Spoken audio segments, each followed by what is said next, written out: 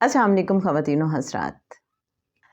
جناب کائنات کے ایکسپینڈ ہونے کے حوالے سے اکثر ہم بات بھی کرتے رہتے ہیں، اور آپ جانتے ہیں کہ 1925 میں ایڈون ہبل نے یہ تھیری پہلی بار پیش کی تھی، بلکہ پروو کیا تھا اسے کہ جو گلیکسیز ہیں ان کے درمیان ڈسٹنس بڑھتا چلا جا رہا ہے. اس سے یہ سمجھ آتی ہے کہ کائنات ایکسپینڈ ہو رہی ہے.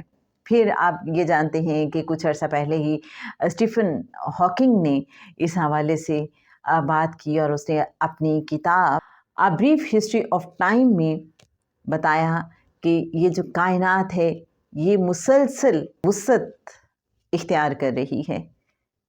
اب بہت سے لوگوں کو یہ بڑا پرابلم ہوتا ہے، وہ کہتے ہیں کہ جو مغربی سائنسدان ہیں وہ اتنی ریسرچ کے بعد کوئی بات کرتے ہیں، اور یہ جو مسلمز ہیں یہ فٹافٹ کہہ دیتے ہیں کہ قرآن پاک میں تو یہ بات پہلے سے لکھی ہوئی ہے.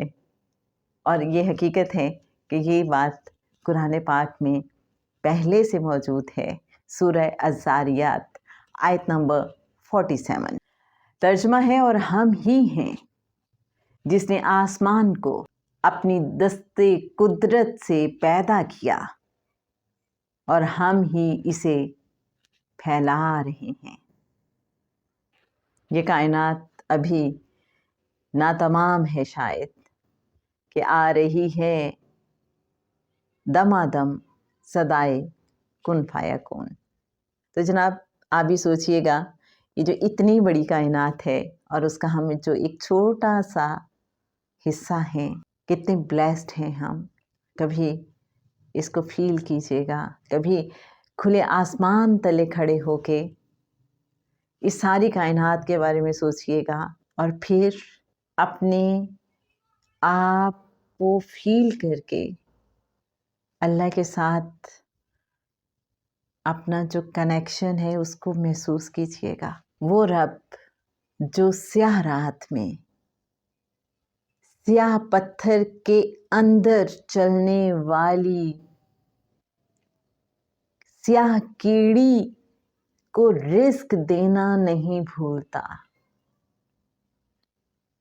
جس رب کو سخت اندھیری سیاہ رات میں سیاہ پتھر کے اندر چھپی ہوئی سیاہ چیونٹی کے بارے میں بھی خبر ہے، اس کی حاجت کو بھی جانتا ہے، اس کی ضرورت کو بھی جانتا ہے، اس کو رزق دیتا ہے. وہ کبھی ہم سوچیں کہ ہم جتنی بھی چھوٹی مخلوق ہیں اس کی، لیکن وہ ہمارا رب ہے، ہمارا خالق، ہمارا مالک، اور یہ اس کی شان ہے کہ اسے کائنات کے ذرے ذرے کا علم ہے. وہ علیم و خبیر ہے.